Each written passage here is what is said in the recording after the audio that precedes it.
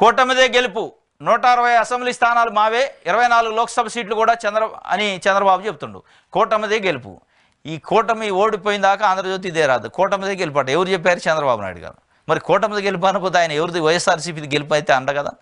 అదేదో పెద్ద అద్భుతం లెక్క ఏంది రాష్ట్రం నుంచి ఎన్డీఏకి అదనంగా నిన్న ఒక ఇంటర్వ్యూలో చెప్పిండట ఆయన. ఎక్కడ? The Republic senior journalist Arnab గోస్వామికి ప్రత్యేక ఇంటర్వ్యూ ఇస్తే దాంట్లో చెప్పిండు 160 అసెంబ్లీ స్థానాలు మాకు వస్తాయి, కూటమిదే గెలుపు, 20 ఎంపీ స్థానాలు కూడా వస్తాయని ఢిల్లీలో జరిగిన ఒక ఇంటర్వ్యూలో చెప్పినట్టు.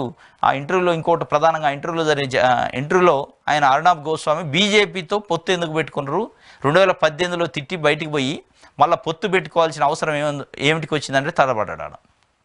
తడబడ్డ ఏం చెప్పిండు?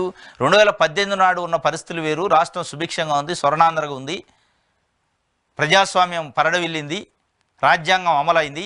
2024 వచ్చేదాక ప్రజాస్వామ్యం మొత్తం లేదు, రాజ్యాంగం బుట్టదాఖలైంది, చట్టాలు అమలు కావట్లేదు, దౌర్జన్యాలు విధ్వంసం నడుతుంది. కాబట్టి నేను మళ్ళీ మోడీతో పోతు. మరి అదే మోడీ విధ్వంసం చేస్తారు, టెర్రరిస్టు రకరకాలుగా చెప్తే.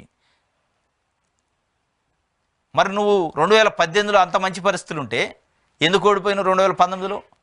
అప్పుడు చాలా ప్రజాస్వామ్యం పరడవిల్లుతుంది, రాజ్యాంగం అమలు అవుతుంది, దోపిడీలు లేవు, లంచాలు లేవు, ప్రజలను పీడించేటోళ్ళు లేరు, అన్నీ ఉన్నప్పుడు 23 సీట్లకు ఎందుకు పోయినావు అనేది కూడా చెప్పాలి కదా. అవి చెప్పే ధైర్యం లేదు.